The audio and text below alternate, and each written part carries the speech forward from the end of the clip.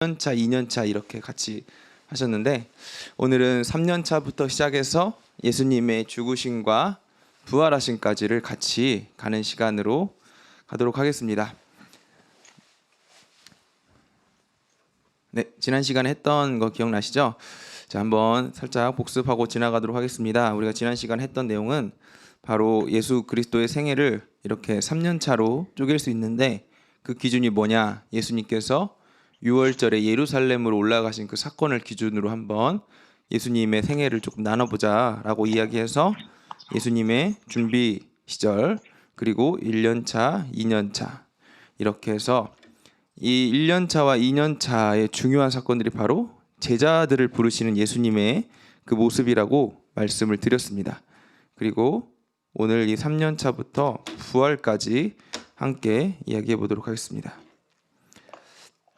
자, 지난 시간 했던 내용 중에 예수님의 부르심, 그 예수님께서 이제 제자들을 부르셨는데 그 부르심에 응답한 사람들이 있다라고 말씀을 드렸어요. 자, 영생에 대해서 갈급했던 니고데모, 그리고 사마리아 여인, 자, 그리고 왕의 신하들. 이 사람들의 공통적인 특징이 뭐였죠? 네, 바로 심령이 가난한 자들이었다는 것입니다. 그래서 이 심령이 가난한 자들이 바로 예수님의 부르심에 응답을 했다라고 우리가 말씀을 드렸고, 그 다음에 반대로 예수님의 부르심을 거절한 사람들이 있었습니다. 바리새인들과 사두개인 대제사장들, 그리고 많은 것을 가졌던 부자 청년, 이렇게 자기의 것을 포기하지 못하는 자들, 예수님께서 하신 말씀을 그대로 있는 그대로 받아들이지 못한 사람들은 결국 예수님을 받아들이지 못했다.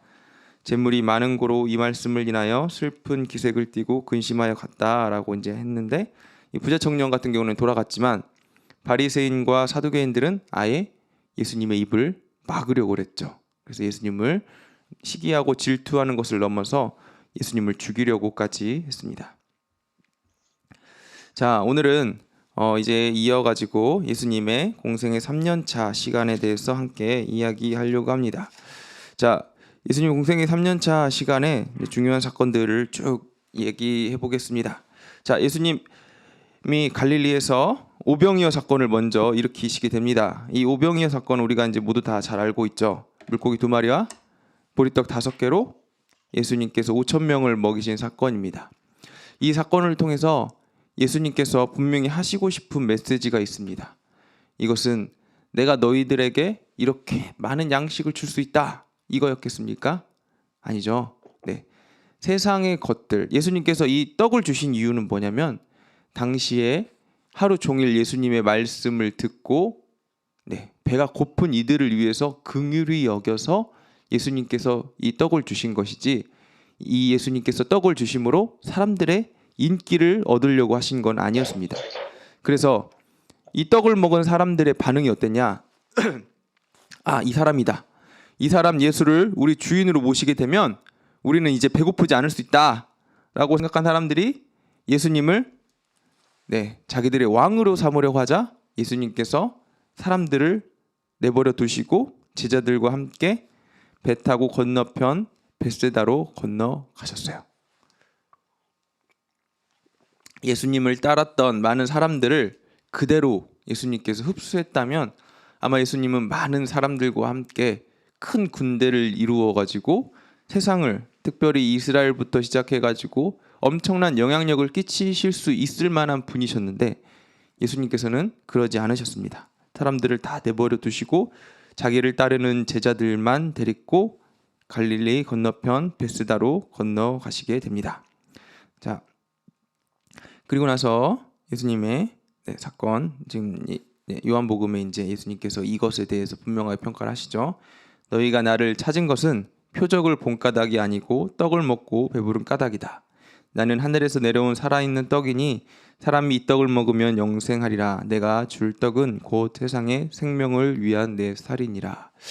처음에 우리가 이 사복음서 말씀드렸을 때 예수님께서 이 마태, 마가, 누가복음은 공관복음이라고 해서 예수님을 이 이적과 예수님의 생애를 시간 순서, 장소 순서대로 연관을 했다면 요한복음은 특별한 메시지를 전하기 위해서 7가지 기적만 여기 기록했다고 나와 있습니다. 7가지 기적 중에 하나가 바로 오병이어 기적이었는데, 요한은 이 예수님의 이 오병이어 기적을 요한복음에 쓰면서 사람들에게 말하고 싶었던 게 있었어요. 자, 봐라. 예수님께서 지금 사람들에게 이 떡을 나눠주신 게 아니라 떡을 먹는 사람들의 그 모습을 통해서 예수님께서 분명하게 이야기하시는 건, 나는 세상의 떡이 아니라 영생하는 하늘의 떡이다. 나를 먹고 나를 믿는 자는 다 영생할 것이다 라며 영원한 생명, 영원히 굶주리지 않는 양식을 주시는 예수님에 대해서 지금 말씀하고 계시는 것이죠. 자, 이 일로 인해서 사람들이 지금 이렇게 반응을 하죠. 그때부터 그의 제자 중에서 많은 사람이 떠나가고 다시 그와 함께 다니지 아니하더라. 왜 그랬을까요? 사람들이 자기하고 생각했던, 자기가 원했던, 기대했던 메시아의 모습이 예수님이 아니었기 때문이죠. 자기들이 원했던 메시아의 모습은 자기들의 배를 배부르게 할 수 있고 나의 만족과 나의 욕구를 채워줄 수 있는, 나의 욕망을 채워줄 수 있는 그런 왕으로 오실 예수님을 바랬는데, 오늘 예수님께서는 나는 그런 사람이 아니다 라고 분명하게 얘기하시니까 사람들이 이 이야기를 듣고 예수님을 떠나기 내가 원했던 그런 메시아가 아니었구나 라고 생각하고, 이 사람은 메시아가 아닌가 보다 하고 예수님을 떠나기 시작한 거죠. 반대로 이렇게 많은 사람이 떠났지만 또 많은 사람들이 예수님을 따르기 시작한 것도 이때였습니다.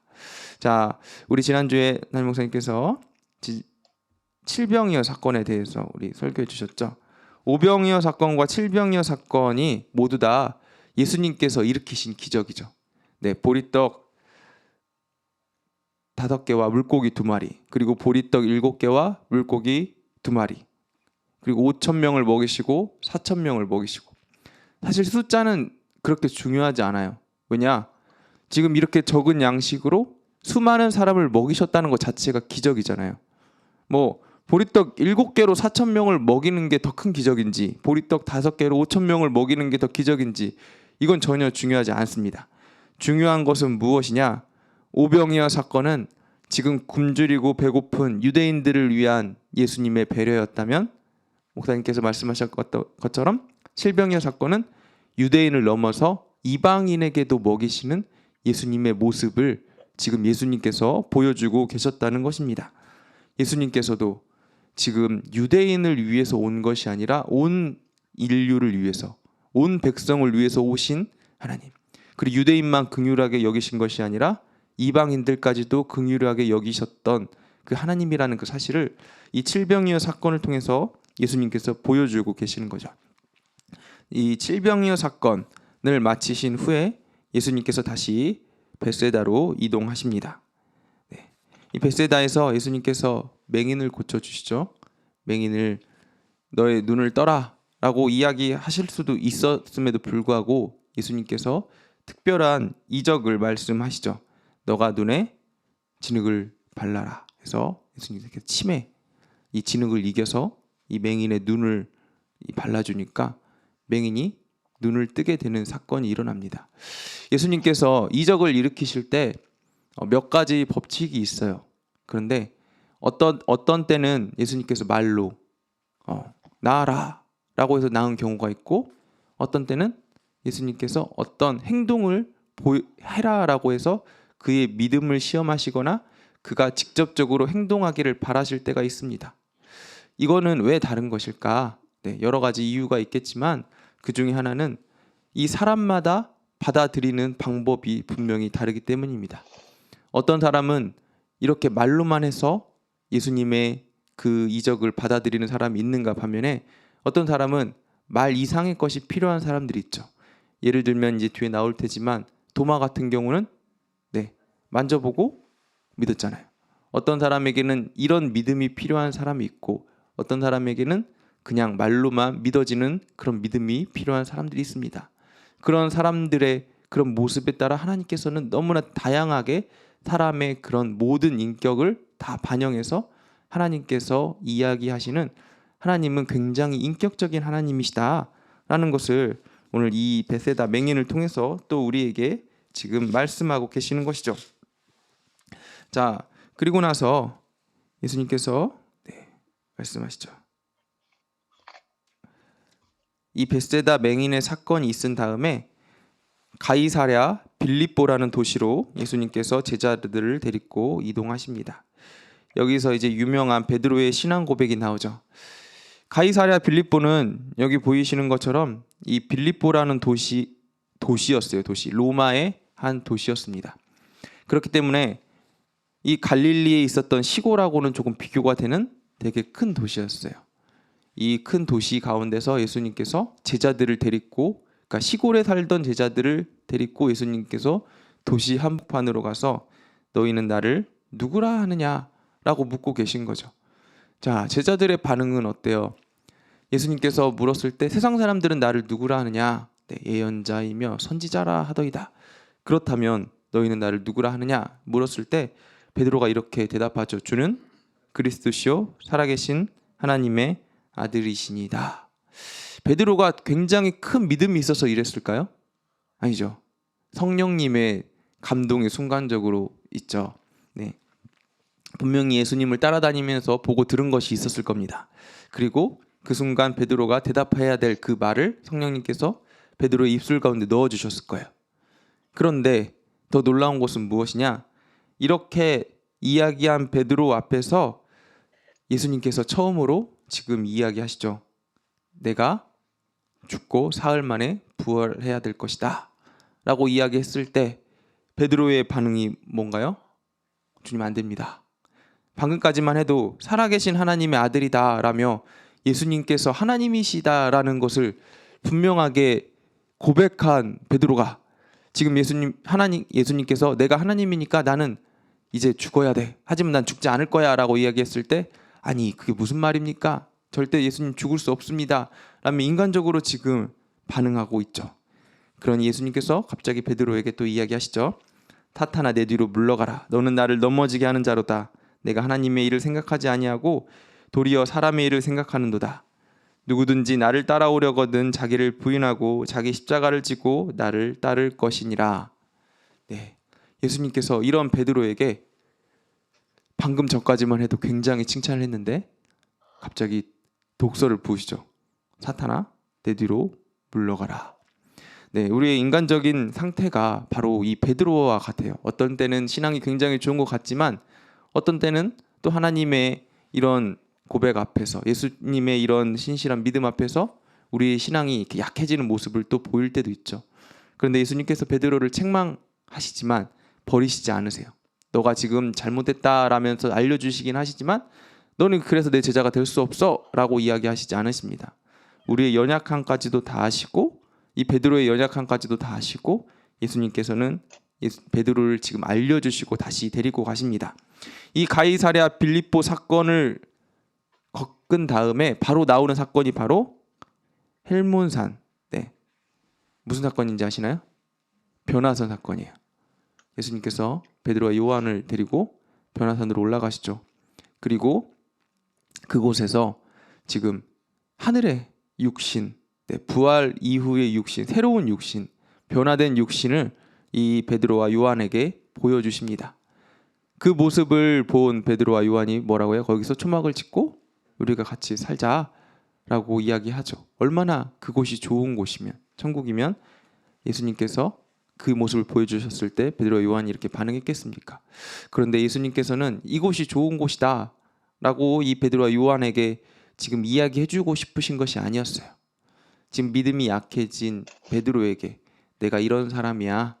내가 정말 네가 날 고백했지. 주는 그리스도시고 살아계신 하나님의 아들이야 라고 고백했지.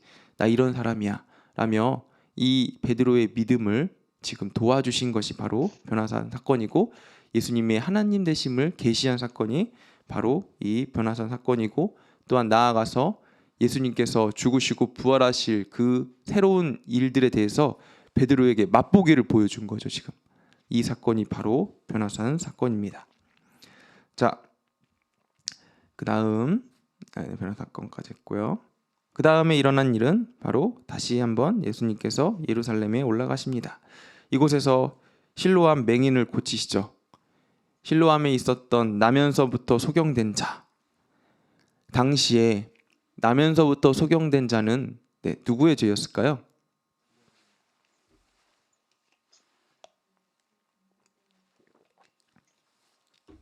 네. 아픈 사람, 병든 사람, 귀신 들린 사람은 다 그 사람이 죄가 있거나 그 사람 가족 중에 죄가 있기 때문에 그만한 벌을 받은 것이다 라고 생각했던 것이 그 당시 사람의 일반적인 반응이었습니다. 그런데 예수님께서는 그런 사람들을 찾아가 다니면서 지금 고쳐주셨어요. 그러니 예수님께서 이 사람들을 고쳐주시면서 많은 사람들에게 하고 싶었던 메시지가 무엇이었을까요? 네. 너희들이 죄인이 아니야. 네. 너희들이 아픈 것이 너희들의 죄가 아니야. 네. 그러나 이 모든 것들을 낫게 하는 것은 다 하나님의 능력이다 라는 것을 분명하게 이야기하는 거죠. 이 나면서부터 소경된 자를 실로암에서 예수님께서 고쳤을 때 문제가 있었어요. 뭐였냐? 안식일을 고치셨다는 거죠. 그래서 이 유대인들이 지금 이 나면서부터 소경된 자의 나음을 보고 나서 정말 굉장히 놀라운 일이 일어났다라고 감동한 것이 아니라 오히려 어떻게 지금 보느냐라며 예수님을 책잡을 것만 지금 생각하고 있었다라고 이야기하는 거죠. 예수님께서는 계속해서 지금 유대인들, 바리새인들과 서기관들에게 계속해서 책잡힐 일들을 사람들의 눈치를 보지 않고 하고 계세요. 왜냐? 예수님께서 안식일의 주인이시기 때문이죠. 그것을 분명하게 계속해서 말씀하고 다니시면서 예수님께서 이 땅에 오신 이유, 가르치시고 고치시고 전파하신 그 사역을 예수님의 공생의 3년차 때 점점 왕성하게 해서 그 당시에 공생의 3년차 때 이 일들을 예수님께서 가장 많이 하시고 다니시는 것입니다. 자, 또 예수님께서 무슨 일을 일으키시나요? 베다니에서 죽은 나사로, 마리아와 마르다의 남매였던 죽은 나사로를 일으켜 세웁니다. 네, 예수님께서 이 나사로를 일으켜 세우시고 나서 예수님께서 말씀하시죠. 내가 생명이다. 내가 이 죽음을 이기는 자다 라고 분명하게 예수님께서 이야기하십니다. 이렇게까지 하신 예수님의 모습을 보면서 많은 사람들이 계속해서 예수님을 따르기 시작하고, 그리고 반대로 예수님께서 인기를 계속해서 얻기 시작하니까 이 사두개인과 바리새인들은 예수님을 계속 죽이려는 마음이 점점 더 커지게 되죠. 그래서 결국 예수님께서 선택하는 것이 무엇입니까? 그 전에 먼저 이 얘기부터 할게요.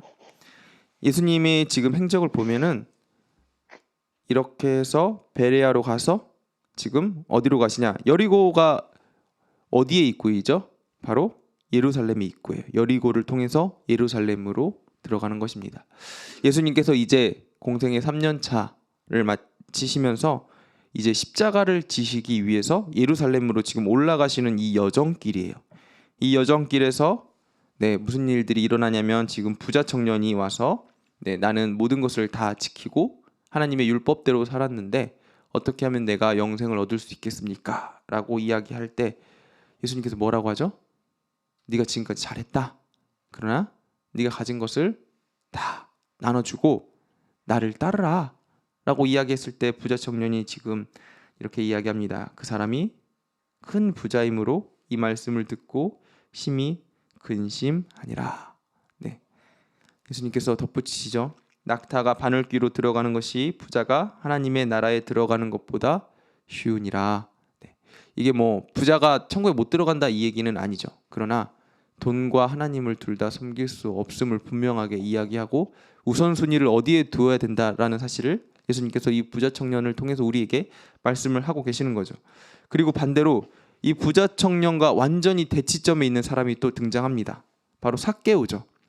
삭개오도 똑같이 많은 돈을 가지고 있는 사람이었어요. 그러나 삭개오의 인생은 어땠나요? 부자 청년과는 다르게 율법을 제대로 지키지 않았을 겁니다.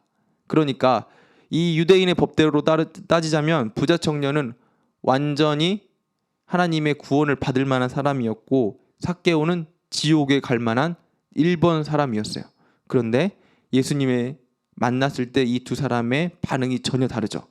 부자 청년은 예수님을 보고 근심하며 돌아간 반면에 삭개오는 예수님을 만났을 때 예수님께서 삭개오야 내가 너의 집에 거하겠노라 말씀하셨을 때 삭개오가 주님 앞에 가서 예수님께서 너의 재산을 다 버리고 나를 따르라 라고 이야기하시지도 않았는데 삭개오가 자기 입으로 예수님께 고백하죠. 주님, 제 소유의 절반을 가난한 자들에게 나누어 주겠고 만일 누구의 것을 속여 빼앗은 일이 있으면 내 갑절이나 갚겠나이다. 삭개오가 과연 속여서 뺏은 일이 없었을까요? 아마 많았을 겁니다. 그러니 아마 삭개오가 예수님의 이 말처럼 자기의 입술로 말 뱉은 것처럼 행했으려면 자기의 재산의 대부분을 다 나눠줬어야 될 겁니다. 그런데 삭개오는 그것에 연연하지 않았어요. 오늘 예수님을 만난 것, 그리고 그의 인생이 바뀐 것, 이거 하나에만 집중했기 때문에 예수님께서 삭개오에게 분명하게 이야기하시죠. 오늘 구원이 이 집에 이르렀다. 그리고 이 사람도 아브라함의 자손이다. 아무리 지금까지 잘못을 하며 살았을지라도 예수님을 보고 지금 믿고 따르게 된 이 삭개오를 보면서 예수님께서 내가 구원받았다 라고 말씀하고 계시는 것입니다. 우리가 과거에 아무리 잘했다 할지라도, 아무리 예수님을 잘 따랐다 할지라도, 아무리 하나님 말씀대로 살았다 할지라도 지금 오늘 어떻게 살았느냐, 예수님을 지금 어떻게 만나고 있느냐에 따라서 이 반응이 완전하게 지금 달라지고 있다는 사실을 오늘 이 두 사람을 통해서 우리에게 하나님께서 말씀하고 계시는 것이죠. 자, 그리고 예수님께서 이제 여리고를 지나셔서 들어가시면서 예루살렘에서 여러 가지 비유를 이야기하시는데 그 중에 하나가 바로 이 열무나 비유입니다. 이 열무나 비유는 달란트 비유랑 굉장히 비슷해요. 달란트 비유는 주인이 장사로 가면서 종들에게 달란트를 맡기죠. 열무나 비유는 어떤 귀인이 왕위를 받아가지고 오려고 먼 나라로 가면서 지금 사람들에게, 자기 종들에게 문화를 지금 맡기고 가는 것입니다. 그런데 어떤 일이 일어나요? 이 사람들이 지금 한 문화로 열 문화를 남기고 지금 이 문화를 충성스럽게 가지고 있었던 사람들이 있는가 반면에 이 문화를 땅속에 묻어둔 종도 있죠. 그런데 이 문화와 달란트 비유의 결정적인 차이가 무엇인지 아십니까? 달란트 비유는 우리의 재능, 하나님께서 주신 은사를 어떻게 사용하는지 이것에 좀 더 초점을 맞췄다면 이 열무나 비유는 얼마나 이것을 남겼는지 이것에 초점을 맞춘 게 아니라 종말론적, 다시 오실 왕, 하나님께서 다시 오실 때 어떻게 하실 거다라는 이것에 관심과 초점이 맞추어져 있습니다. 그러니 이 열무나 비유는 결국 다시 올 그 왕이 돌아왔을 때 어떤 일이 일어났느냐를 예수님께서 이 열무나 비유를 통해서 말씀하고 계시는 것이죠. 자, 다시 새로운 왕이 왔을 때 어떤 일이 일어나죠? 여기 예수님께서 얘기하죠. 내가 너희에게 말하노니 무릇 있는 자는 받겠고 없는 자는 그 있는 것도 빼앗기리라. 그리고 내가 왕됨을 원하지 아니하면 저 원수들을 이리로 끌어다가 내 앞에서 죽이라 하였느니라. 결국 심판이 있을 것이다 라고 분명하게 예수님께서 말씀하고 계시는 것이죠. 자, 그 이후 예수님께서 이 예루살렘에 입성하시죠. 예수님께서 예루살렘에 입성하실 때 수많은 백성들이 나와서 호산나 다윗의 자손이여 하면서 예수님의 입성을 축하하고 기대합니다. 많은 사람들이, 많은 무리가 예수님을 계속해서 따랐고 예수님께서 이렇게 예루살렘에 들어가실 때 이렇게 수많은 무리를 이끌고 예수님께서 이제 예루살렘에서 왕이 되시려나 보다, 세상을 바꾸실 것이다, 수많은 사람들이 이렇게 기대했어요. 그래서 예수님이 이렇게 예루살렘에 들어왔을 때 다들 외치면서 드디어 우리의 메시아가 오셨군요 하면서 기뻐했습니다. 그런데 예수님께서 예루살렘에 오셔서 하신 일들이 뭐예요? 세상을 변화시킨 일이 아니었어요. 들어가셔서 첫 번째 하신 일이 바로 성전 정화를 다시 한번 하셨습니다. 성전 정화 사건을 일으키시고 또한 성전 정화 사건은 지난주에 제가 말씀드렸으니까 넘기도록 하겠습니다. 그리고 나서 예수님께서 세상을 변화시킨 것이 아니라 성전에 들어가셔서 많은 사람들에게 계속 하나님의 나라 복음을 전파하셨어요. 그리고 대제사장, 서기관, 바리새인, 사두개인들과 하나님의 말씀을 가지고 논쟁을 벌이셨습니다. 이 모습을 계속해서 지켜본 권력자들, 대제사장들과 서기관들이 어땠을까요? 간담이 서늘해졌을 거예요. 예수님께서 계속해서 말씀을 전하고 사람들은 이 이야기를 듣고 예수님의 말씀에 반응하니 어떻게 하면 예수님을 죽일까 계속해서 고민을 했습니다. 예수님께서 또 이런 이야기도 하시죠. 내가 이 성전을 다 무너뜨리고 3일 만에 일으킬 것이다. 그리고 또 마지막 날 멸망의 설교도 예수님께서 하셨습니다. 이 모든 이야기들이 다 말씀에 기록되어 있고 그 이야기를 들었던 기득권들의 마음을 계속해서 어떻게 하면 예수님을 죽일까? 그거에만 계속 집중되게 되었을 것이죠. 그래서 내부에서의 지금 무너지는 것을 택하죠. 바리새인들과 사두개인들이 예수님의 제자 중 한 사람 가룟 유다를 매수하기에 이르릅니다. 예수님께서는 지금 돈과 명예, 권력 이것과는 전혀 상관하지 않으시기 때문에 아무리 이 사두개인과 바리새인들이 돈으로도 매수해 보려 했을 것이고 권력으로도 매수해 보려 했을 것이고 여러 가지 방법으로 예수님을 회유하려 했으나 예수님께서 결국에는 그들에게 자꾸 거슬리는 행동을 하게 되니까 지금 사두개인과 바리새인들이 예수님의 제자인 가룟 유다에게 은 30에 예수님을 팔아 넘기게 되죠. 근데 성경에는 이렇게 기록도 돼 있어요. 누가복음에 보면 유다에게 사탄이 들어가서 예수님을 팔았다라고도 기록이 돼 있어요. 이게 이제 복음서마다 조금 기록된 것이 다르긴 한데 사탄이 들어가서 가룟 유다가 이런 일을 했다라고 하기에는 이것이 정당화되진 않죠. 그런데 분명한 것은 무엇입니까? 만약에 가룟 유다가 이렇게 사탄에 의해서 시험 받아서 예수님을 팔았다 할지라도 뒤에 회개하고 돌아왔다면 예수님께서는 받아주셨을까요? 안 받아주셨을까요? 아마 받아주셨을 것입니다. 왜냐? 가룟 유다가 예수님을 판 것만큼 그 나머지 제자들도 사실 잘한 게 하나도 없거든요. 예수님께서 이때 베드로가 예수님을 3번 부인할 것을 예언하십니다. 그러나 베드로는 자기는 안 할 거다라고 분명하게 이야기를 하죠. 그런데 결국 베드로는 예수님을 3번 부인하는 사건을 가운데 서게 되죠.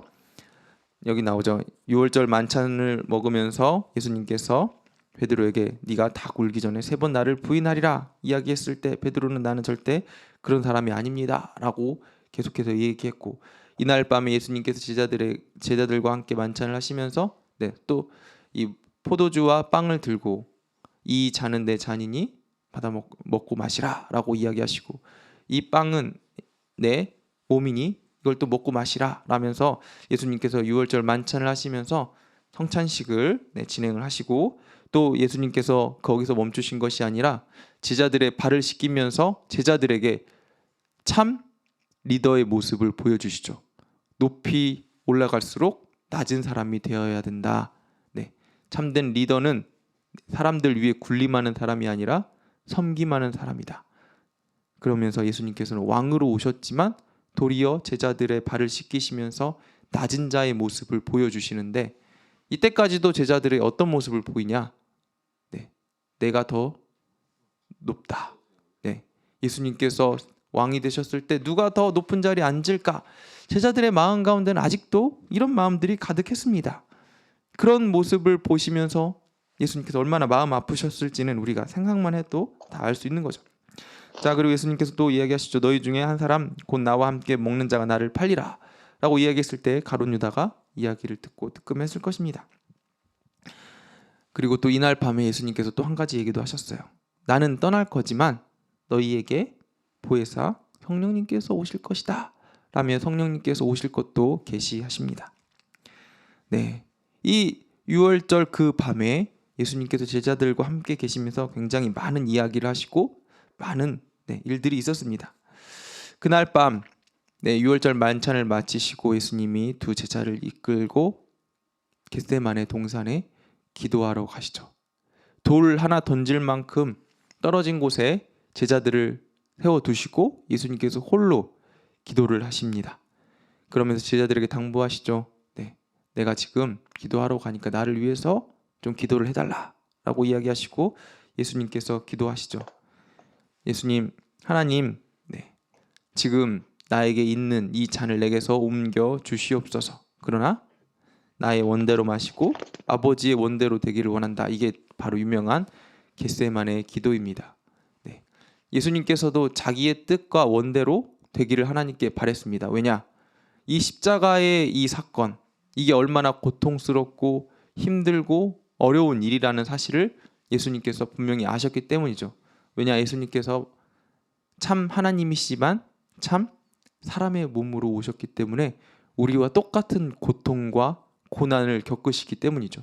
육체적으로도 고난을 겪으시지만 이 십자가의 사건이라는 게 무엇이죠? 바로 온 인류의 죄를 대신해서 돌아가시는 거죠. 그 순간 하나님과 완전한 단절, 죽음의 상태에 이르게 되는 이것이 예수님에게도 결코 쉽거나 그냥 할 수 있는 일이 아니었습니다. 그래서 예수님께서도 하나님께 주님 바라기는 할 수 있거든 내가 이것을 하지 않을 수 있도록 해달라고 이렇게 인간적인 기도를 하셨고 그 뒤에 붙여서 그러나 내 뜻이 아니라 하나님 뜻대로 하겠습니다 라며 순종하겠다는 이야기를 주님 앞에 던지시죠. 자, 이때 예수님의 기도와 더불어서 땀이 천사가 예수님의 기도를 도와주고 예수님이 이 땀이 핏방울처럼 땅에 떨어졌다. 예수님이 얼마나 간절하게 기도했는지 또 기록이 되어 있죠. 예수님께서 이 기도를 마치시고 나서 멀리 떨어진 제자들에게 갔더니 제자들이 뭐 하고 있어요? 자고 있죠. 너희들이 한시도 깨어 있을 수 없느냐 라면서 예수님께서 제자들에게 책망하시지만 제자들은 예수님의 마음을 사실 잘 모르죠. 우리도 마찬가지죠.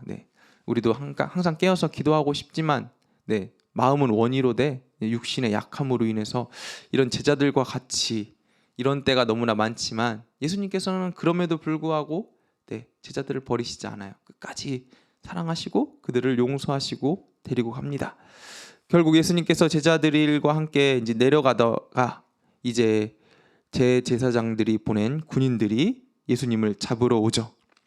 이 가룟 유다가 미리 사인을 보내요. 내가 입맞춤을 한 그 사람이 예수다 라며 사인을 보내고 이 대제사장과 사람들이 예수님을 잡으러 왔을 때 지금 예수님을 옆에 키스하면서 이 사람이 예수다 라고 사인을 보냈을 때 예수님이 이제 병사들이 예수님을 포박하려 하자. 그때 무슨 일이 일어나나요?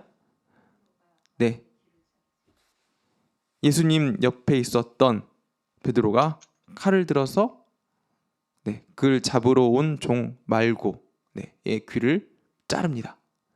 예수님께서 뭐라고 하시죠? 아, 잘했다 베드로야. 내가 너로 인해서 내가 이제 안전하겠다라고 얘기하시지 않죠.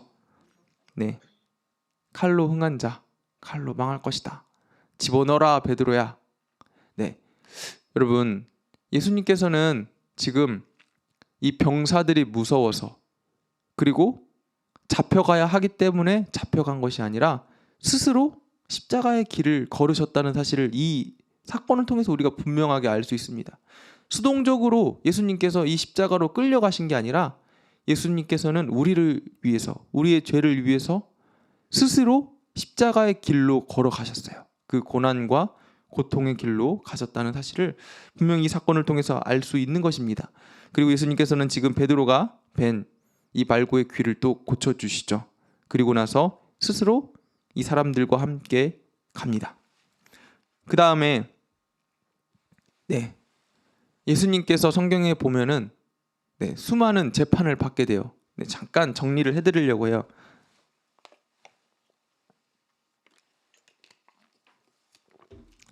예수님이 재판을 받으시는 재판장이 굉장히 많이 나옵니다. 예, 몇 사람이 나와요. 가장 먼저 예수님을 재판한 사람이 누구냐? 안나스. 네, 안나스는 누구냐면은 당시 대제사장이었던 가야바. 네, 당시 대제사장은 가야바였어요. 대제사장 가야바의 장인이었어요. 네, 그런데 이 안나스가 왜 예수님을 심판했냐? 이 안나스는 바로 전 대제사장이었기 때문이죠. 그러니까 지금 대제사장이 있지만 전 대제사장이 있다는 것은 그 당시에 이 모종의 어떤 권력들의 중심지 누가 있다는 거예요? 바로 안나스가 있다는 겁니다. 지금으로 따지자면 원로 은퇴 장로님들, 그리고 원로 은퇴 목사님, 이런 분들이 은퇴는 하셨지만 사실상 교회 안에 오랫동안 계셨기 때문에 큰 영향력을 가지고 있었듯이, 지금 안나스도 대제사장을 하면서 유대인 사회에서 가장 큰 영향력을 하고 있었던 유대인 사회의 가장 큰 어른이었기 때문에 그가 가장 큰 영향력을 가지고 있어서 예수님을 먼저 데려다가 예수님을 신문하게 된 것입니다. 너가 이 예수님을 죽이기 위해서, 예수님을 흠잡고 책잡기 위해서 안나스가 먼저 데리고 가서 예수님을 지금 신문합니다. 그리고 나서 안나스가 예수님에 대해서 책잡을 게 없자 다음으로 당시 대제사장이었으면서 산헤드린 공의회 의원이었던 가야바가 예수님을 데리고 옵니다. 네, 안나스가 먼저 예수님을 신문하고 그 다음에 가야바가 신문을 하죠. 네, 가야바가 먼저 신문한 것, 이것도 사실은 잘못된 것이죠. 왜냐하면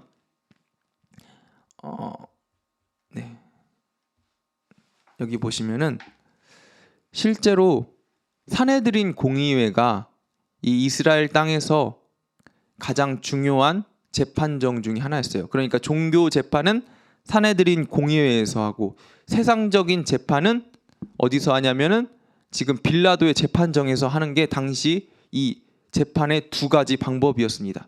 그런데 이 산헤드린 공의회 이 재판정은 언제 열릴 수 있느냐? 해가 떠 있을 때 열릴 수 있었어요. 그러니까 지금 안나스와 가야바가 예수님을 데려다가 신문을 한 것은 정식적인 재판은 아니었어요. 먼저 지금 예수님의 책을 잡고 예수님을 어떻게 해서든 죽이려고 해서 먼저 이 예수님을 잡아다가 이 가야바와 안나스가 예수님을 책망한 것입니다. 자, 이 가야바가 어떻게 해서든 예수님의 지금 흠을 잡으려고 계속해서 예수님께 질문을 던졌어요. 너가 지금 이런 잘못이 있지 않느냐? 하면서 계속해서 이야기를 밤새도록 하다가 결국 가야바가 한 가지 책 잡는 것을 예수님으로부터 책을 잡아내죠. 뭐냐면은 네가 정말 하나님의 아들이냐? 라고 이야기했을 때 예수님께서 뭐라고 하시죠? 내가 인자와 함께 올 것을 너희가 볼 것이다 라고 예수님께서 내가 하나님의 아들이다 라는 사실을 가야바한테 이야기를 하죠. 가야바가 그 이야기를 듣고 옳거니 드디어 예수님을 죽일 구실을 찾았구나 라고 생각하고 날이 밝자마자 산헤드린 공의회에서 이것을 사람들 앞에서 예수님께서 이렇게 이야기했다, 이 사람이 진정 신성 모독을 한 대죄인이다, 이 사람을 죽을 만한 사람이다라며 이 산헤드린 공의회에서 사형 선고를 하게 됩니다. 그래서 날이 밝자마자 이루어진 재판은 사실 10분, 굉장히 짧은 시간 안에 이루어졌을 거예요. 왜냐하면 증거도 다 찾았고 지금 모든 신문이 다 맞춰진 상태이기 때문입니다. 자, 그런데 문제가 있었어요. 뭐냐? 사형. 그러니까 유대인 이 산헤드린 공의회에서 내린 이 처벌에서는 죽이는 것은 할 수가 없었어요. 생명을 빼앗는 것 이외에 모든 어떤 형벌은 가할 수 있었지만 사형까지는 선고할 수 없었어요. 사형은 어디서만 할 수 있었냐? 바로 빌라도의 법정에서만 내릴 수가 있었어요. 그러니까 이 산헤드린 공의원에서 그들끼리 예수님은 사형이다라고 선포를 한 다음에 예수님을 죽이기 위해서 그들이 예수님을 끌고 빌라도의 법정 앞에 가게 된 것입니다. 자, 그리고 나서 빌라도의 법정에 쓴 예수님이 나오죠. 자, 이 빌라도가 지금 예수님을 심판하게 된 그 앞 과정이 이렇게 복잡해요. 안나스가 먼저 예수님을 신문했고, 그 다음에 가야바가 신문했고, 가야바가 예수님의 증거를 잡아서 산헤드린 공의회에서 바로 판결을 내린 다음에, 거기서는 사형 선고가 안 됐기 때문에 산헤드린 공의원에서 예수님을 데리고 지금 로마 총독 빌라도에게 나오게 되는 과정까지 이르게 됩니다. 그런데 로마 총독 빌라도도 지금 이 산헤드린 공의원에서 예수님을 데리고 오긴 했는데, 딱 봐도 이 사람은 죽일 만한 사람이 아닌 거예요. 이 사람은 세상의 법으로 죽일 만한 사람이 아니고 그냥 자기들끼리 종교적인 이유로 나온 것이 너무 눈에 보기에 확실해요. 그리고 당시에 산헤드린 공의회와 빌라도는 사이가 굉장히 좋지 않았어요. 왜냐하면 이 당시 이스라엘은 악명이 높았어요. 뭘로 악명이 높았냐? 로마에서 온 이 총독들을 갈아치우기로 유명했어요. 왜냐하면 총독들이 좀 잘못할 때마다 여기 이스라엘 사람들, 특별히 대제사장과 산헤드린 공의회에서 책을 잡아서 계속해서 이 총독들을 책을 잡아서 밖으로 내보내는 거예요. 빌라도가 여기 와서 6년 동안이나 버틸 수 있었던 이유가 뭐냐? 그가 바로 처신을 굉장히 잘했기 때문이에요. 그런데 빌라도가 와서도 처음에는 그러지 않았습니다. 어떻게 했냐? 이 유대 사람들을 굉장히 우습게 봐서 하나님의 성전 앞에다가 지금 황제 신상을 세우고 사람들에게 그 신상에게 절하라고 하고, 이 이스라엘의 하나님 앞에 드리는 예배에다가 이 돼지고기나 그 사람들이 먹지 못하는 것들로 지금 이 하나님의 성전을 더럽히는 일들을 빌라도가 했기 때문에 유대인 사람들이 이 빌라도를 봤을 때 저 사람 굉장히 안 좋은 사람이다. 저 사람이 말을 듣지 않아야 된다. 라며 빌라도와 지금 산헤드린 공의원과는 이 개와 고양이 같은 상황이었어요. 그런데 지금 그런 상황에서 이 공의회가 예수님을 끌고 빌라도에게 오니까 빌라도가 어떻겠어요? 아마 코웃음을 쳤겠죠. 저 사람들이 평소에 나랑 별로 좋게 지내지 않는데 왜 갑자기 나에게 잘 보이러 왔지? 라고 생각을 했을 겁니다. 네, 이런 상황에서 예수님을 고발하죠. 이 고발한 제목이 뭐냐? 백성을 미혹하고 가이사에게 바치는 것을 금하며 자칭 왕 그리스도다. 이 사람이 지금 로마로부터 반란을 일으키려고 한다라고 지금 죄목을 이야기하면서 예수님을 고발합니다. 그런데 빌라도는 지금 딱 봐서 이 사람이 아닌 것 같으니까 이야기하죠. 너희가 그를 데려다가 너희의 법대로 재판을 하라. 여기 끼어들면 이거 조금 안 되겠다라고 지금 분명히 생각을 하고 빌라도가 다시 보내려고 합니다. 그런데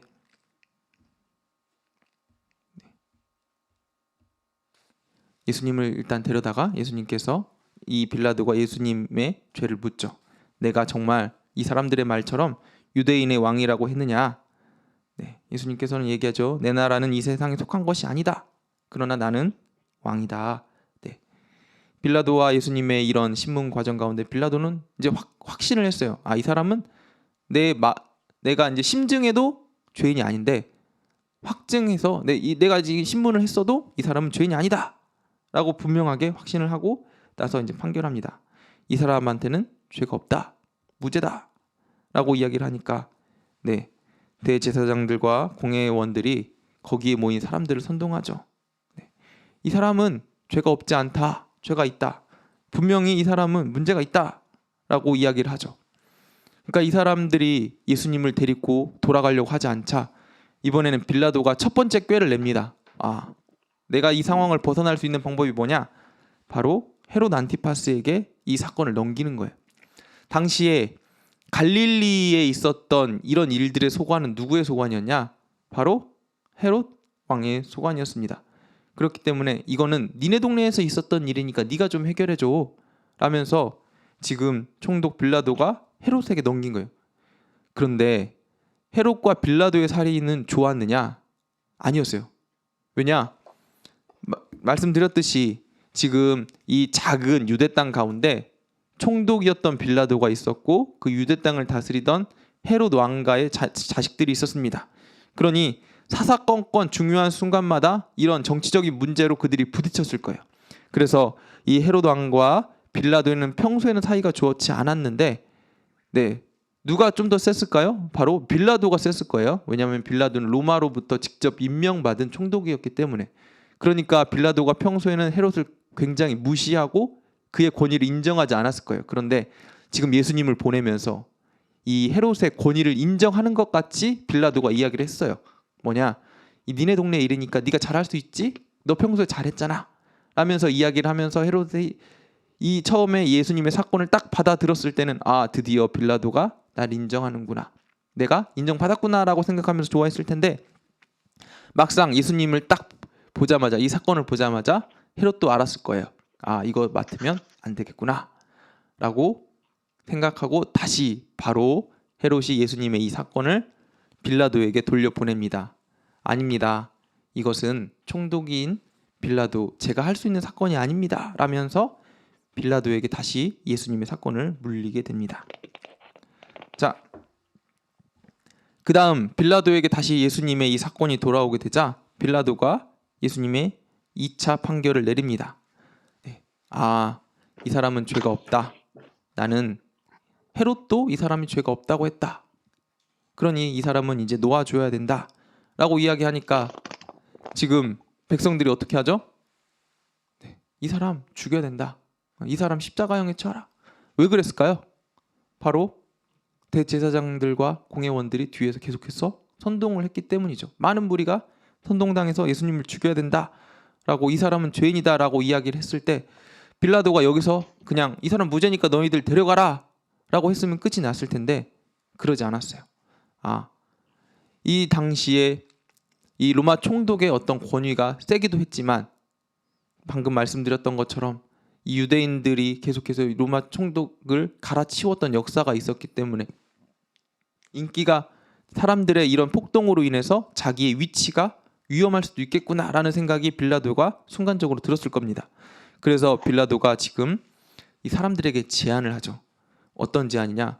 예수님은 죄가 없지만 너희들이 그렇게 죄인이라고 하니까 내가 제안을 하겠다. 뭐냐?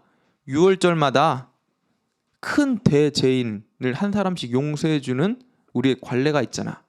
그러니까 그 관례대로 한 사람을 용서해주자라고 이야기합니다.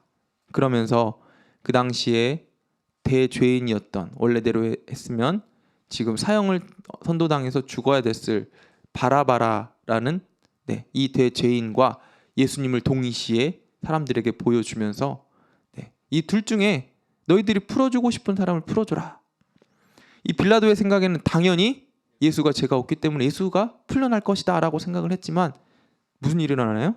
사람들이 예수가 아니라 바나바를 풀어달라 라고 이야기하죠. 오히려 예수님을 못 박아라 라고 이야기합니다. 참 말도 안 되는 일들이 지금 일어나는 거죠. 그런 상황 가운데서 빌라도가 어쩔 수 없이 지금 이렇게 선택을 하죠. 마태복음 27장 24절에 이렇게 나옵니다. 빌라도는 아무 성과도 없이 도리어 밀란이 나려는 것을 보고 물을 가져다가 무리 앞에서 손을 씻으며 이르되, 이 손을 씻는다는 거는 나는 이 일과 아무런 상관이 없다라는 것을 증명하는 거죠. 그러니 빌라도가 이제는 내 손을 떠났다라고 생각하면서 너희들 마음대로 해라 라고 이야기하는 거죠. 그러니 너희들이 죽을 사람이면 너희들이 죽여라. 이 사람은 나는 무죄하다라고 이야기하죠. 그런데 빌라도가 정말 이 일과 상관이 없었나요? 네. 빌라도가 이 일과 상관이 있게 되죠. 자기는 스스로 이 일에서 손을 떼려고 하지만 결국 빌라도는 예수님을 죽인 사람으로 우리가 사도신경으로 고백하잖아요. 빌라도에게 고난을 받아.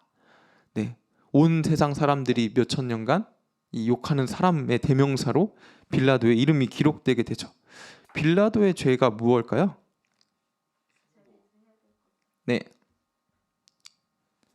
빌라도의 죄는 자기의 역할을 제대로 하지 않았다는 거죠. 빌라도의 역할은 자기가 가진 권한으로 이 진리를 위해서 사용했어야 됐는데 자기는 이것에 대해서 스스로 손을 놓았죠. 결국 이 결과 빌라도가 어떻게 되는지 아십니까?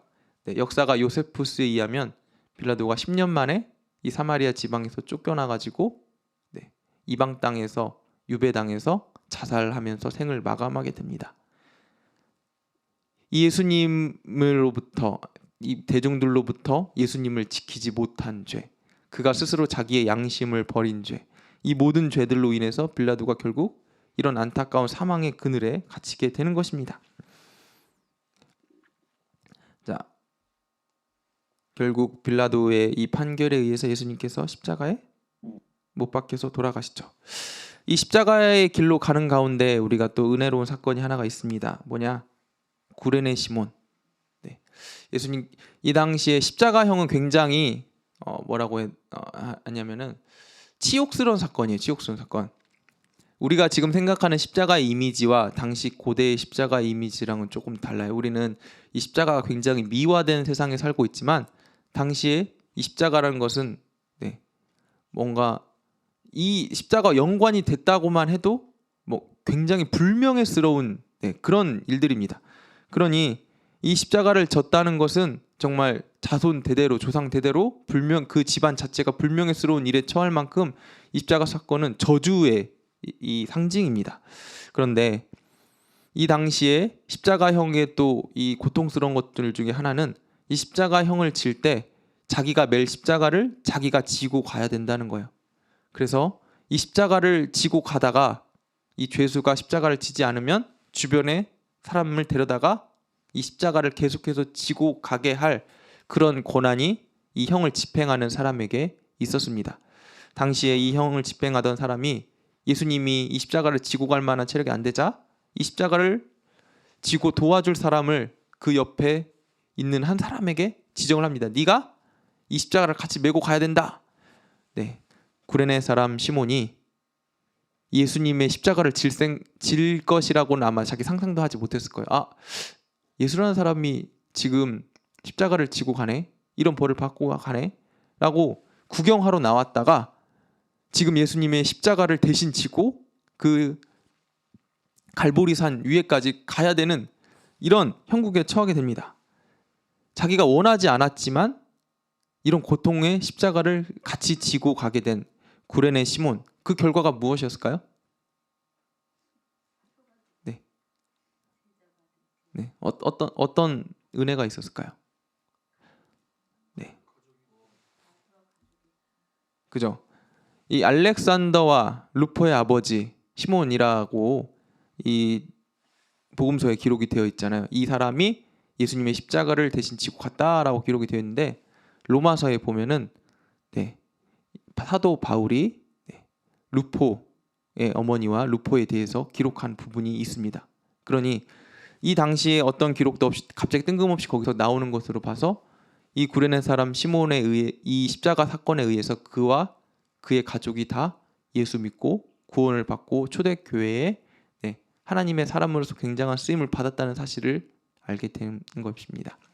이 사건을 보면서 저는 이제 생각한 것이 우리가 살다 보면 신앙생활 하다 보면 정말 알 수 없는 고난을 당하거나 알 수 없는 일들이 우리의 삶 가운데 다가오게 되죠. 이 구레네 시몬이 사실 그랬을 거예요. 청천벽력 같은 일이었을 거야. 당시에 이 십자가를 맨다는 것은 아까 말했던 것이 조상 대대로 저주받은 일이었고 욕먹을 만한 일이었기 때문에 이 십자가를 메고 가는 그 어려운 일뿐만이 아니라 내가 이 십자가를 맸다는 불명예까지도 이 구레네 시몬은 가져야 됐을 겁니다. 그러니까 그 순간 십자가를 매는 그 순간 구레네 시몬은 굉장히 인생에 비관을 했을 수도 있고 내가에게 왜 이런 일이 일어났느냐 라면서 하나님을 원망했을지도 모릅니다. 그러나 이 일은 결국 그로 인해서 예수님을 알게 되는 일을 하게 되고 예수님의 십자가를 같이 매는 영광을 누리게 되고 그와 그의 집이 다 예수를 믿고 구원에 이르는 하나님의 은혜의 통로가 되는 사건이 되게 된 것입니다.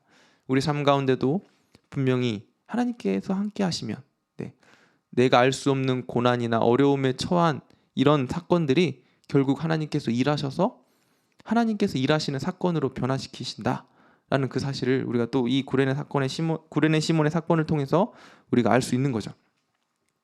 자, 예수님께서 제9시에 십자가에 못 박히시죠. 유대인의 왕 예수님께서 십자가에 못 박히실 때 좌우에 행악자 둘이 있죠. 행악자 둘에게 예수님이 한 명이 예수님께 뭐라고 하죠? 네가 정말 하나님의 아들이면 십자가에서 내려와라. 너 그 정도 힘 있는 거 아니냐 하면서 예수님을 조롱하죠.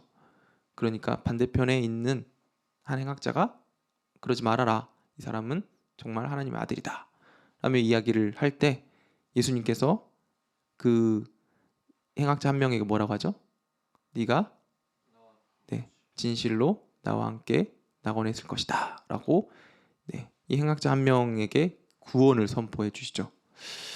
자, 우리가 죽는 그 순간까지도 이렇게 악인이었던 이 사람이 예수님을 만나고 구원에 이르는 이 사건을 보면서 하나님이 굉장히 불공평하시다.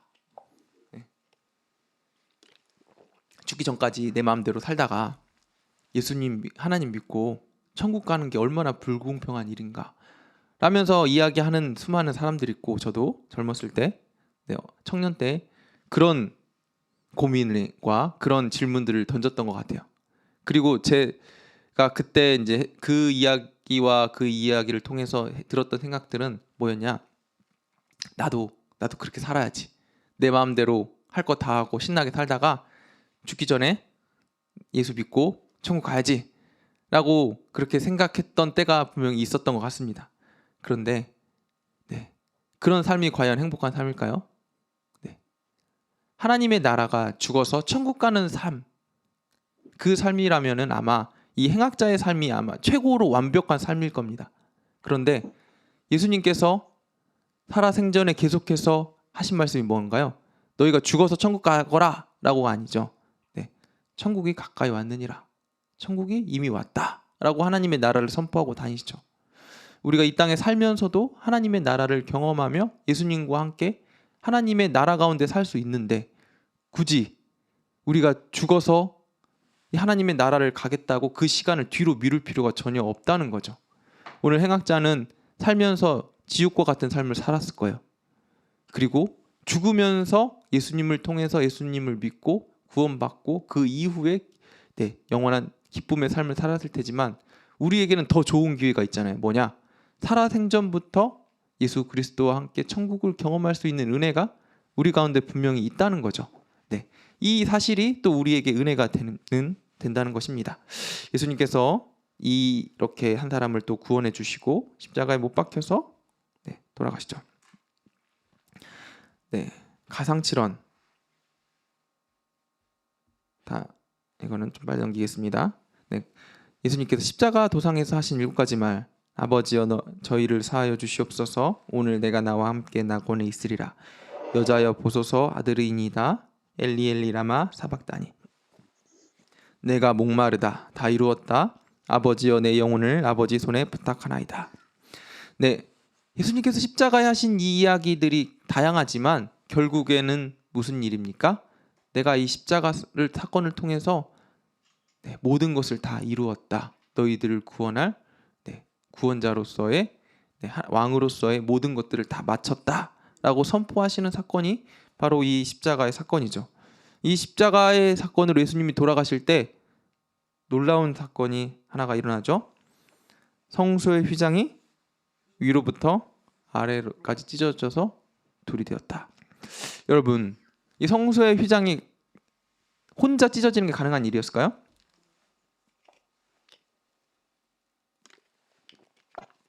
절대 불가능한 일입니다. 성소의 휘장의 좌우 길이가 10m고 높이가 20m예요. 두께가 10cm예요.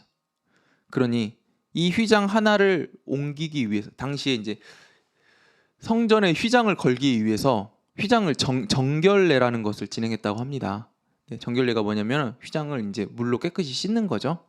근데 이 휘장을 물로 씻기 위해서 2-3명이 옮긴 게 아니라 제사장 300명이 동시에 이 휘장을 들어가지고 이 정결례를 행했다고 합니다. 그러니까 이 휘장 하나를 움직이고 뭔가를 하는데 300명이 힘써야 될 만큼 이 휘장은 크고 무거웠다는 이 얘기예요. 한두 사람의 힘으로 어떻게 할 수가 없었다는 거죠.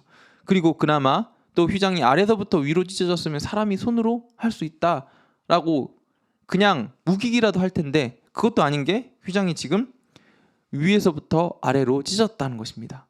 그럼 이것은 누가 했냐? 바로 하나님 아버지께서 하셨다. 하나님께서 하셨다라고밖에 우리가 설명할 수 없는 초자연적인 현상이라는 것입니다. 하나님께서 이 휘장을 찢으신 의미가 무엇입니까? 바로 그 전까지 이 휘장의 역할은 성소와 지성소를 나누는 역할이었어요. 하나님께로 가는 길이 지금 원래는 이 휘장을 지나쳐서 대제사장, 선택된 사람들만 들어갈 수 있었는데 이 휘장이 찢어짐으로 인해서 지금 누가 들어갈 수 있어요? 모든 사람이 다 나아갈 수 있게 되었다는 것입니다. 그리고 이 휘장의 찢어짐은 예수 그리스도의 찢어짐을 의미하십니다.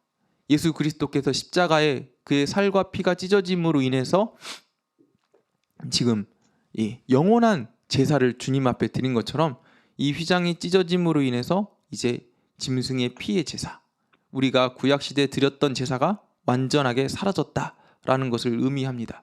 그리고 저는 이것을 보면서 이제 하나님께서 아브라함과 하신 비둘기 언약이 또 생각이 나더라고요. 구약시대에 짐승의 언약, 그게 뭐냐면은 비둘기나 어떤 살아있는 그 동물을 반절로 찢어서 언약을 맺는 거예요. 그리고 그 찢어진 사이를 지나가면서 함께 서로 약속을 하는 것입니다. 하나님께서 이 비둘기를 찢어 놓으시고 아브라함에게 지나가게 하시면서 약속하시죠. 내가 너로 인해서 온 민족을 이루게 하겠다 라면서 약속하신 그 약속이 이 휘장이 좌우로 찢어지면서 예수님의 살과 피를 찢으시면서 하나님의 그 영원한 약속에 대해서 다시 한번 우리에게 말씀하신 것이 아닌가라는 것을 또 저는 또 한번 묵상을 해봤어요. 어쨌든 간에 이 휘장은 하나님께서 하신 일이고 이 휘장을 통해서 이제 하나님의 언약은 새롭게 변화되었다라는 것을 우리에게 말씀하고 계시는 것이죠. 예수님의 죽으심을 예비한 사람이 있었는데 바로 아리마대 요셉이죠. 아리마대 요셉은 예수님의 무덤을 예비했습니다. 이 무덤은 원래는 아리마대 요셉이 쓰려고 만들어 놓은 요셉이고 한 번도 사람이 들어가지 않은 무덤이에요. 당시 무덤은 여러 사람이 있었어요. 왜냐? 우리처럼 땅에 묻는 게 아니라 그 당시 사람들은 동굴에다가 시체를 가져다가 집어넣어 놓고 무덤을 닫은 다음에 그 시체가 완전하게 썩으면은 그 시체를 처리하는 방법을 택했습니다. 그래서 동굴에다가 사람을 갖다 집어넣으려면 그 동굴을 소유하려면 굉장히 부자들만 가능했겠죠. 그러니까 한 동굴에다가 공동 무덤으로 여러 사람을 계속해서 갖다가 집어넣는 거죠. 그런데 아리마대 요셉은 아무런 사람도 들어가지 않은 그 누구도 들어가지 않은 새 무덤을 준비해 놓았어요. 이것도 다 하나님의 준비하심이죠. 나중에 이 무덤을 통해서 예수님의 부활이 증거되죠. 왜냐? 그 무덤에 다른 시체들이 있었다면 예수님의 부활에 대해서 증거할 때 분명히 문제가 있었을 텐데 무덤에 아무것도 없었기 때문에 예수님의 시체밖에 들어가지 않았기 때문에 예수님께서 부활한 빈 무덤이라는 사실을 또 증명할 수 있게 된 거죠. 자, 어찌됐든 간에 아리마대 요셉의 그 준비를 통해서 예수님께서 이 빈 무덤에 묻히시게 됩니다. 그리고 나서 어떤 일이 일어나냐면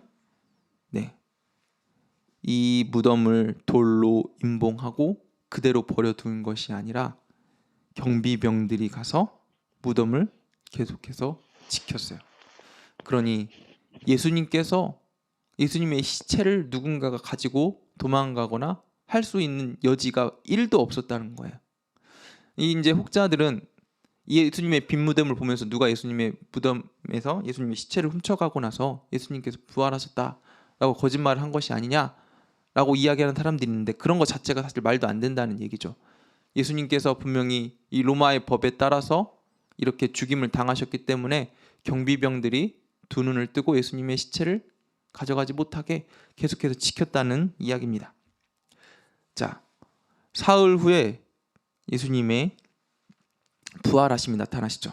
안식 후 첫날 새벽에 이 여자들이 준비한 향품을 가지고 무덤에 가서 돌이 무덤에서 굴려 옮겨진 것을 보고 들어가니 주 예수의 시체가 보이지 아니하더라.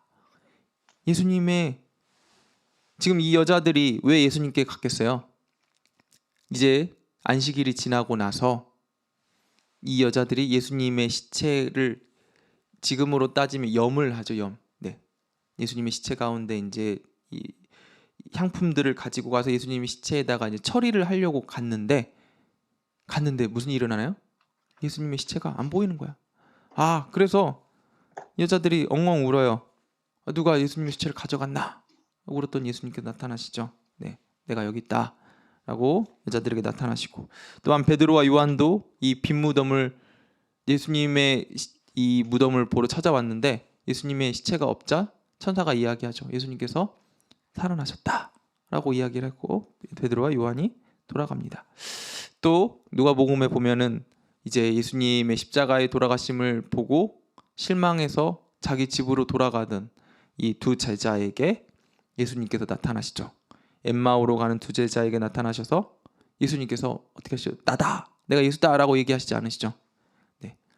이 두 제자에게 길을 가시면서 너희들이 왜 지금 이렇게 실망하느냐, 너희들이 왜 이렇게 여러분 왜 이렇게 기분이 안 좋습니까? 왜 이렇게 낭망하고 있습니까? 물어봤을 때 두 제자가 얘기하죠. 이렇게 해서 우리가 따르던 예수라는 스승이 있었는데, 우리가 믿고 따르던 스승이 있었는데 그분이 지금 우리의 기대와는 별개로 이제 예루살렘에 들어가서 왕이 되실 줄 알았는데 지금 정치범으로 몰려서 십자가형에 처해서 죽게 되었습니다. 우리 이제 실망하고 낙담해서 우리 집으로 돌아갑니다 라며 얘기했을 때 예수님께서 이 두 제자에게 계속해서 이 구약의 말씀을 풀어주시고 설명을 해주시고 이야기하시니까 이 두 제자가 정말 놀라운 하나님의 말씀이다 라면서 기뻐하면서 예수님과 함께 그 길을 걷죠. 네. 밤이 되어서 이 두 제자가 이제 가까운 마을로 들어가면서 예수님께서 이제 딴 곳으로 가려고 하시는데 예수님을 잡아서 예수님 저희와 함께 식사하시죠 라면서 예수님과 함께 식사의 자리로 갑니다. 예수님께서 떡을 가지고 축사하시면서 그들에게 떼어주시니 그때서야 그들의 눈이 밝아져서 예수님, 우리와 함께 지금 동행하셨던 분이 예수님이시구나, 예수님이 우리와 함께 하셨구나 라고 그때서야 깨닫고 그들이 어떻게 합니까? 네, 엠마오로 그들이 가려던 곳으로 간 것이 아니라 다시 그들이 왔던 길로 돌아가서 예수님의 부활을 증거합니다.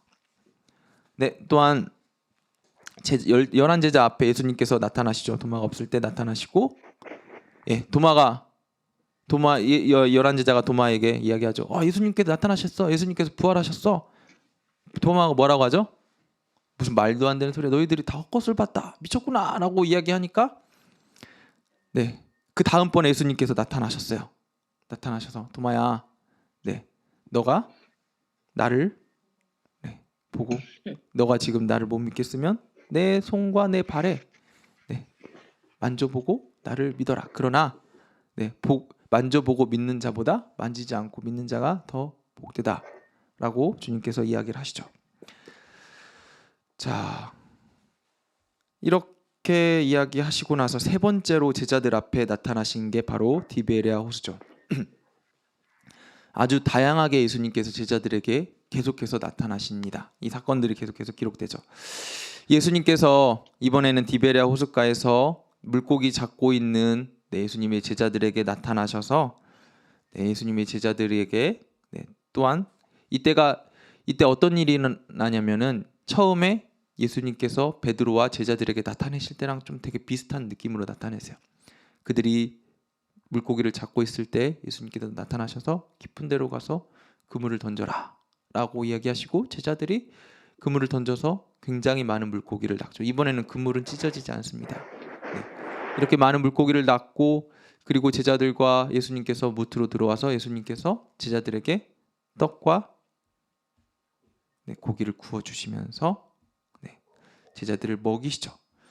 그리고 나서 예수님께서 물어보시죠.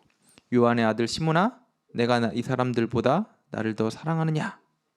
베드로가 대답하죠. 주님, 그러합니다. 내가 주님을 사랑하는 줄을 주께서 아십니다. 요한의 아들 시몬아, 내가 나를 사랑하느냐? 내 양을 치라. 주님, 그러합니다. 내가 주를 사랑하신 줄 주께서 아시나이다. 예수님께서 세 번째 물어보십니다. 요한의 아들 시몬아, 내가 나를 사랑하느냐? 예수님께서 왜 세 번이나 물어봤을까요? 베드로가 세 번 예수님께서 물어보시니까 세 번째 근심하죠. 왜? 생각났을 거예요. 그날 밤 예수님께서 잡히시던 날 밤 닭이 3번 울 때까지 사람들이 너가 그를 따르던 예수의 제자가 아니냐? 나 아닙니다. 너가 예수를 따르던 그 제자가 아닙니다. 나 절대 아닙니다. 너가 예수를 따르던 내 제자 아니냐? 나 그런 사람 모릅니다. 내가 만약에 예수님의 제자라면 하면서 예수님을 욕했던 그날 밤, 절대 나는 예수를 부인하지 않겠다라고 자신했던 그날 밤이 오늘 예수님께서 3번이나 물으셨을 때 분명히 생각이 났을 거예요. 예수님께서는 이 베드로가 그런 죄책감 가운데 빠져있기를 절대 원하시지 않았어요. 그래서 너가 그날 밤에 3번 부인한 것이 너 잘못이 아니다 라고 예수님께서 베드로를 위로하시고 그의 죄를 용서해 주시는 장면이 바로 오늘 이 장면이죠. 그리고 베드로는 이것을 통해서 분명하게 깨닫죠. 아, 나는 이렇게 약한 사람이지만 주님께서는 나를 사랑하시고 나를 돌보시는구나. 내가 사랑해야 될 사람들이 분명히 있구나. 이런 확신을 가지고 베드로가 이제 완전하게 변화되게 됩니다. 예수님께서 이제 이런 얘기를 하시죠. 내가 진실로 진실로 내게 이르노니 내가 젊어서는 스스로 띠띠고 원하는 곳으로 다녔거니와 늙어서는 내 팔을 벌리니 남이 내게 띠띠우고 원하지 않는 곳으로 데려가리라. 이 말씀을 하시는 베드로가 어떠한 죽음으로 하나님께 영광을 돌릴 것을 가리키심이로라. 이 말씀을 하시고 베드로에게 이르시되 나를 따르라 하시니 예수님께서 지금 베드로의 죽음을 예언하신 거죠. 베드로가 나중에 어떻게 되죠? 네, 예수님의 말씀을 전하다가 결국에는 십자가에 못 박혀서 거꾸로 못 박혀서 순교하는 길까지 이르게 되죠. 예수님을 3번이나 부인하며 살아생전에 예수님을 자기의 혈기대로 믿었던 베드로가 이제는 이 사건을 통해서 완전히 변화돼서 자기의 뜻대로 자기의 혈기대로가 아니라 성령님의 인도하심대로 예수님을 따르는, 자기의 생각대로가 아니라 하나님의 말씀대로 예수님을 따르는 베드로로 완전하게 변화되게 된 것이죠. 예수님께서는 이제 베드로와 그의 제자들에게 이렇게 얘기하시죠. 하늘과 땅의 모든 권세를 내게 주셨으니 그러므로 너희는 가서 모든 민족을 제자로 삼아 아버지와 아들과 성령의 이름으로 세례를 베풀고 내가 너희에게 분부한 모든 것을 가르쳐 지키게 하라. 볼지어다 내가 세상 끝날까지 너희와 함께 있으리라. 나는 가지만 너희에게 누굴 보낼 것이냐? 보혜사 성령님을 보낼 거야. 예수님께서 40일간 제자들에게 이렇게 이야기하시고 가르치신 후에 어디로 가시나요? 하늘로 승천하시고 이야기하시죠. 너희들이 모여서 기도하고 있으면 내가 나보다 더 훌륭한 그분 보혜사 성령님을 보낼 거야. 그러니 그분이 올 때까지 너희가 모여서 기도하고 있어 라고 이야기하시고, 그리고 내가 너희에게 당부할 건 뭐냐? 너희의 사명은 바로 이것이야. 모든 민족을 제자로 삼아 아버지와 아들과 성령의 이름으로 세례를 베풀고 너희에게 분부한 모든 것. 예수님께서 분부한 모든 것이 뭐죠? 네, 맞습니다. 사랑하라. 베드로에게 말씀하셨던 것처럼. 그리고 그 예수님께서 율법사가 예수님께 나와서 얘기하죠. 율법이 이렇게 많은데 가장 중요한 거 무엇입니까? 얘기했을 때 뭐라고 하죠? 하나님 사랑, 이웃 사랑. 내 하나님을 사랑하고 내 이웃을 내 몸과 같이 사랑하라. 결국 예수님께서 가르쳐 지키게 하라는 것을 딱 모아서 모으면 뭐죠? 사랑하라. 그러니까 모든 민족을 제자 삼아서 세례를 베풀어서 다 기독교인들로 만들어라. 이게 예수님의 사명이 아니에요. 뭐냐? 사랑하는 사람들로 다 만들어라. 이 땅을 사랑하는 나라로 만들어라.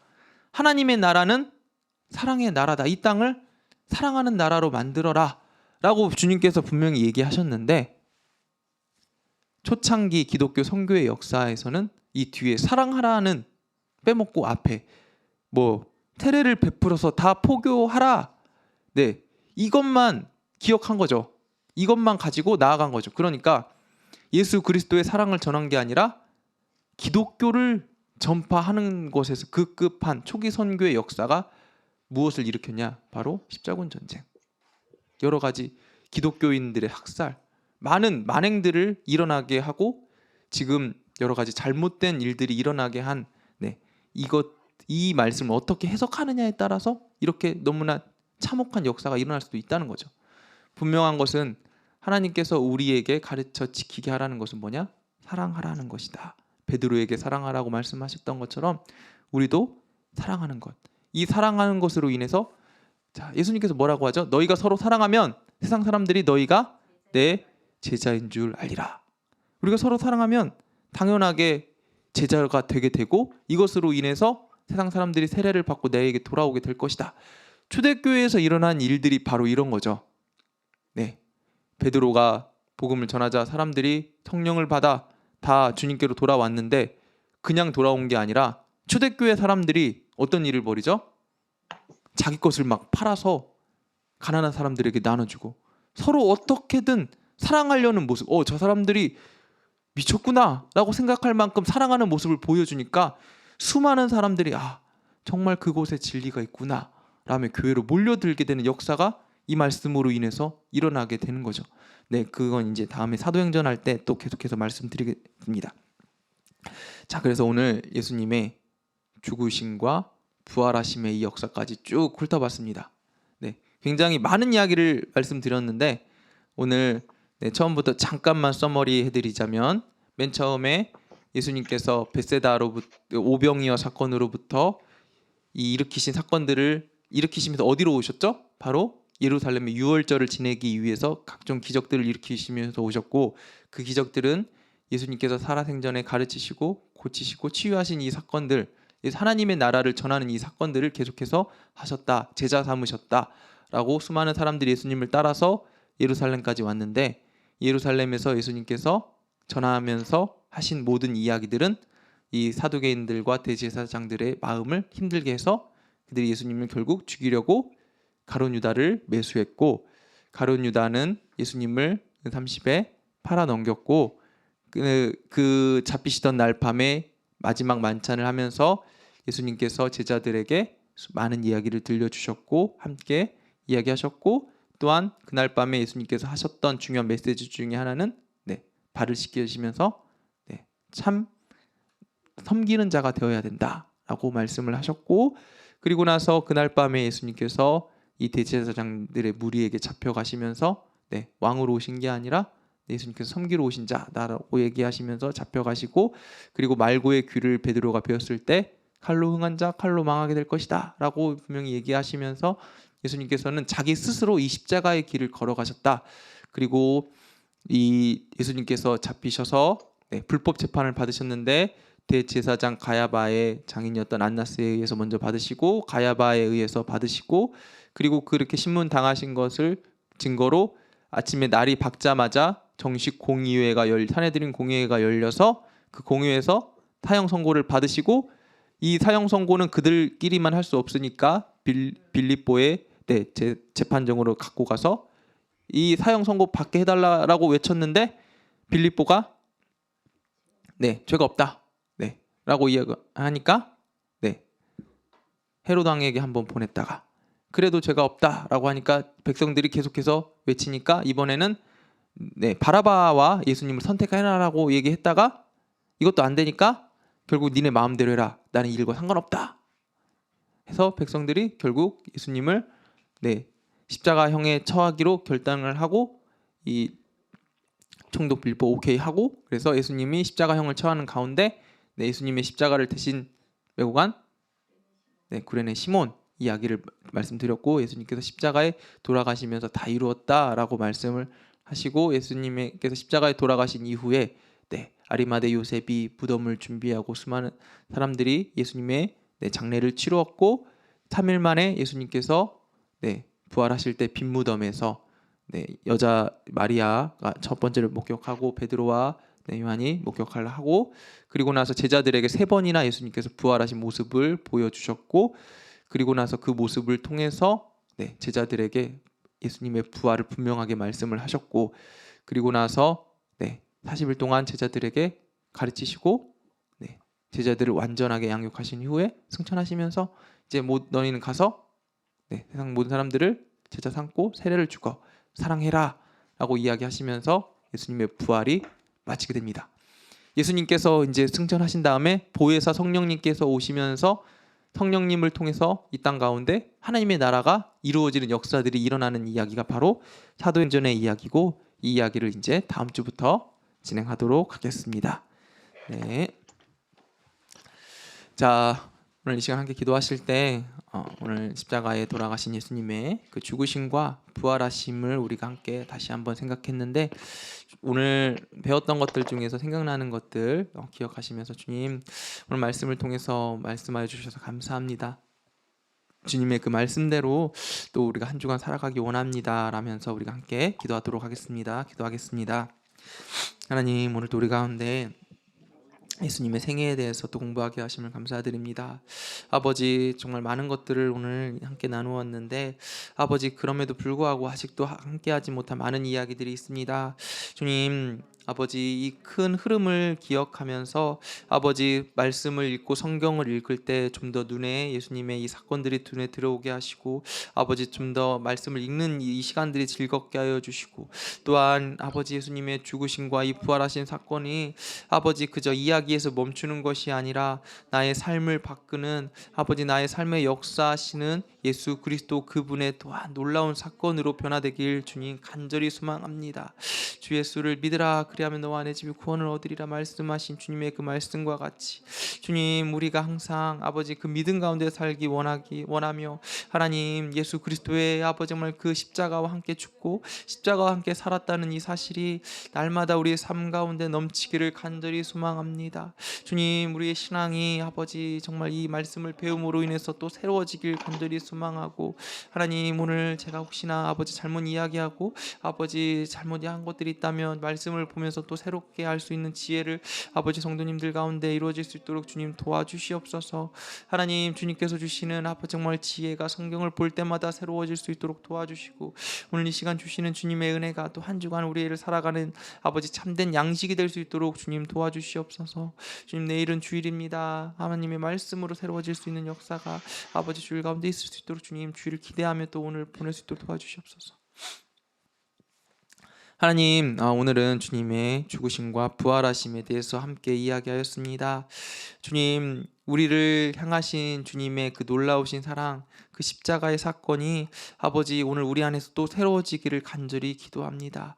주님, 우리를 향해서 죽으신 주님의 그 사랑이 아버지 오늘 또 내가 오늘을 살아가는 힘이 될 수 있도록 도와주시고, 하나님 그것이 그 죽음에서 멈춘 것이 아니라 주님께서 하나님 아버지께서 예수 그리스도를 다시 살리심으로 아버지 영광과 존귀를 얻게 하셨듯이 주님, 우리도 주님과 함께 죽고 주님과 함께 사는 놀라운 주님의 부활에 동참하는 인생들이 될 수 있도록 주님 도와주시옵소서. 한 주간을 또 주님과 함께 동행하길 간절히 소망하며 예수님의 이름으로 기도합니다. 아멘. 네, 감사합니다. 네, 감사합니다. 감사합니다. 감사합니다.